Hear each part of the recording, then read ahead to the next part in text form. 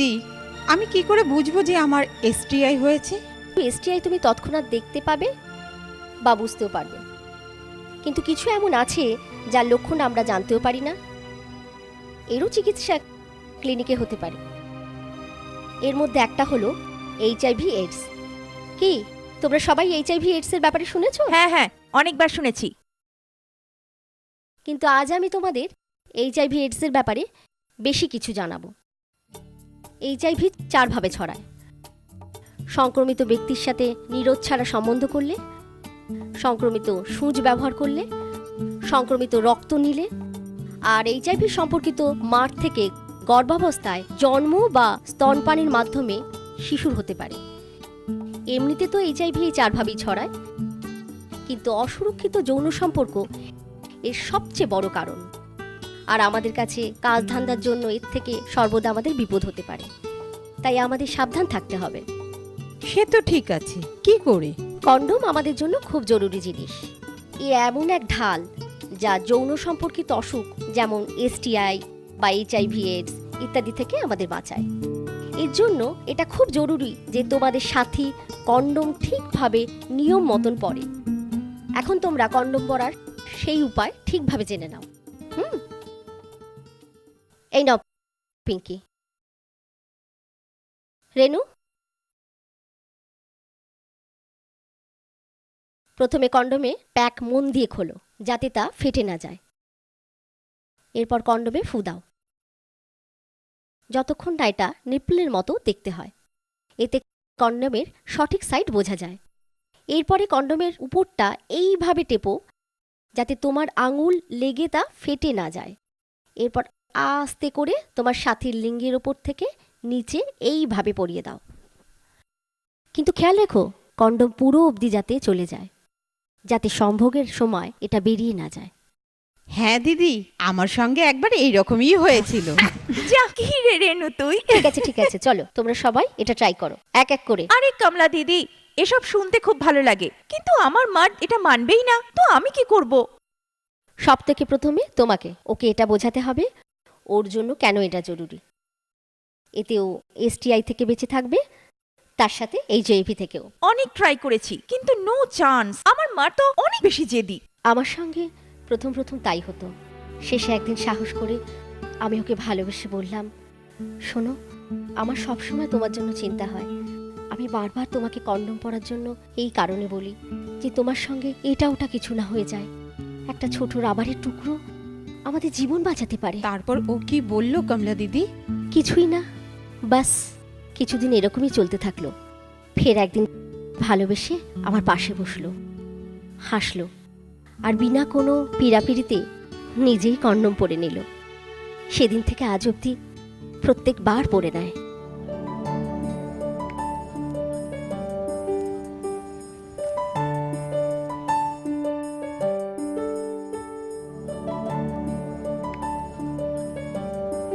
আমরা সবাই বোন।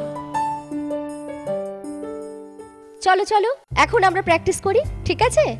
আরে রত্না, লক্ষ্মী, এসো। সবচেয়ে প্রথমে যখন তুমি তোমার বান্ধবীর সাথে মিলবে তাকে জেনারেল পরিষ্কার পরিচ্ছন্নতার ব্যাপারে কথা বলো, ঠিক আছে? দেখো এই ফ্লিপ বই, এটা তোমাদের সাহায্য করবে, ঠিক আছে? সবচেয়ে প্রথমে ওদের এসটিআই, বিশেষ করে এইচআইভি এইডস আর ওর থেকে বাঁচার ব্যাপারে বোঝাও। আর ওদের এটা অবশ্যই বলো আইসিটিসিতে এইচআইভি পরীক্ষা বিনামূল্যে করা হয়, আর সেটা পুরোপুরি গোপনীয়তার সাথে। ফের ধীরে ধীরে তোমার যত সহেলিকে এইচআইভি পরীক্ষা করতে রাজি করাও। যদি ও পজিটিভ হয় তাহলে বলো সে যেন নিরাশ না হয়, কেননা আজকাল এআরটি কাছাকাছি সরকারি হাসপাতালে বিনামূল্যে দেওয়া হয়, যাতে মানুষ বিনা কোনো টেনশনে 12, 15 বা হয়তো আগামী 20 বছর অবধি বিলকুল মস্তির জীবন কাটাতে পারে। ফের তোমাদের এটাও বলতে হবে যে কন্ডোম এসটিআই আর এইচআইভি এইডস থেকে বাঁচার সবচেয়ে সহজ উপায়। তোমাদের ওদেরকে ওদের সখীদের কন্ডোম পরানোর সঠিক উপায় শেখাতে হবে, বুঝলে? কিন্তু দিদি, ওদের এসব মনে থাকবে কি? হয়তো ওদের মাথায় ঢুকতে একটু সময় লাগবে, সেই জন্যই ওদের বারবার ধীরে ধীরে ওদের মতো করেও শেখাতে হবে। জানোই তো, বিন্দু বিন্দু করেই তো সাগর হয়। তারপর তোমাদের ওদেরকে কন্ডোম বিলোতে হবে। কিন্তু কত? ওদের প্রয়োজন অনুযায়ী। কিন্তু এটা অবশ্যই দেখো গতবার দিয়ে যাওয়া কন্ডোম ওরা ব্যবহার করেছে কিনা। যদি ওরা বেশি চায় বিন্দাস দিয়ে দেবে। কাকে কত কন্ডোম দিলে সেটার হিসেব পি ডায়েরিতে নিশ্চয়ই লিখো। আচ্ছা, এখন হয়ে গেছে তো? না, এছাড়াও তোমাদের ওদেরকে পুরো মেডিকেল চেক আপের গুরুত্ব বোঝাতে হবে। এতে প্রতি মাসে একটা পরীক্ষাও আছে। কিন্তু ও যদি আগে ক্লিনিকে না গিয়ে থাকে তো যত তাড়াতাড়ি সম্ভব চেক আপের জন্য ক্লিনিকে যেতে রাজি করাতে হবে। কমসে কম চেষ্টা তো করতেই হবে। আর যাবার আগে ওদের সাথে কথা বলো, ওদের নিজের বন্ধুর মতো দেখো। ওদের প্রবলেমস ওদের সাহায্য করো, যেমন কি দালালের লাফড়া, পুলিশের হুমকি, ভাই লোকের নাটক, আর হয়তো ওদের বাচ্চাদের দেখাশোনা। মনে রেখো, ওদের প্রবলেমস মানে আমাদের সবার প্রবলেমস, কেননা আমরা সবাই বোন, তাই না? শেষে ওদের ড্রপিং সেন্টারে যাবার পরামর্শ দেবে। যখনই ক্লান্ত, অসুস্থ বোধ করবে, বা হয়তো তাদের কারোর সঙ্গে কথা বলতে ইচ্ছা করছে, বা এমনি টিআইসি ওদের বাড়ির মতো নিতে বটে।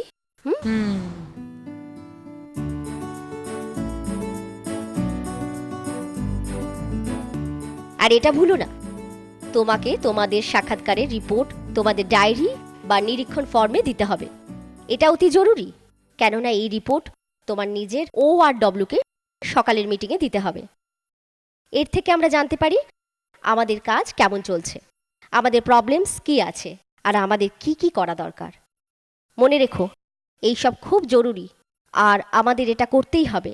কিন্তু একজন ভালো পির মূল্য এইসব জিনিসের চেয়ে অনেক জরুরি। একজন ভালো পি মানে একজন ভালো বন্ধু, যে যে কোনো অবস্থায় তার বোনেদের রক্ষা করে। ভুলো না, আমাদের স্লোগান হলো আমরা সবাই বোন।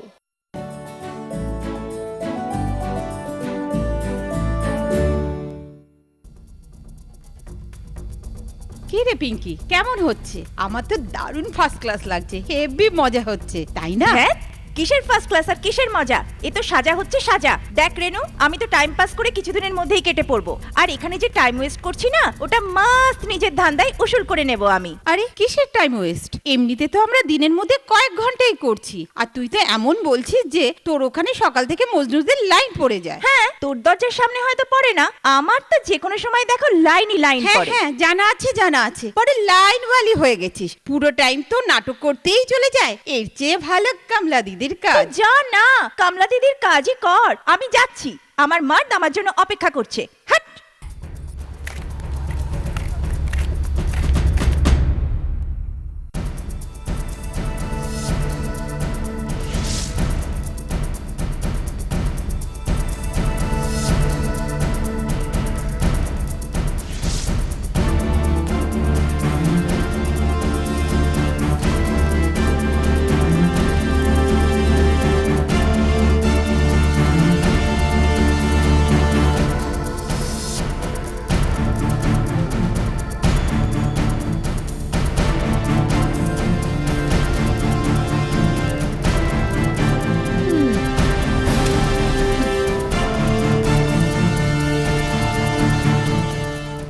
আরে এই রত্না, শোন না, এদিকে আয়।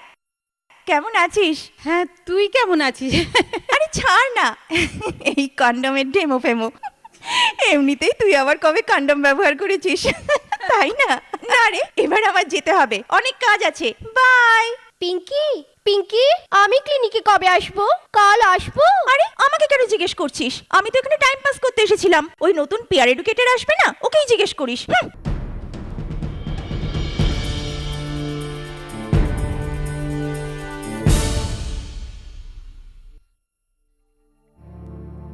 কমলা দিদি, আমি কি ভেতরে আসবো? আরে রেনু, এসো এসো, ভেতরে এসো, বলো কি বলবে। দিদি, ওই আমি পিঙ্কির ব্যাপারে কিছু। কি হয়েছে পিঙ্কির? কি বলবো দিদি, ও কিছুই সিরিয়াসলি নিচ্ছে না। আমি ওকে বোঝাবার অনেক চেষ্টা করেছি, কিন্তু কোনো লাভ হয়নি। ঠিক আছে, শিখে যাবে একদিন। কিন্তু ভয় লাগে কি জানো, এই শিখতে ওর দেরি না হয়ে যায়।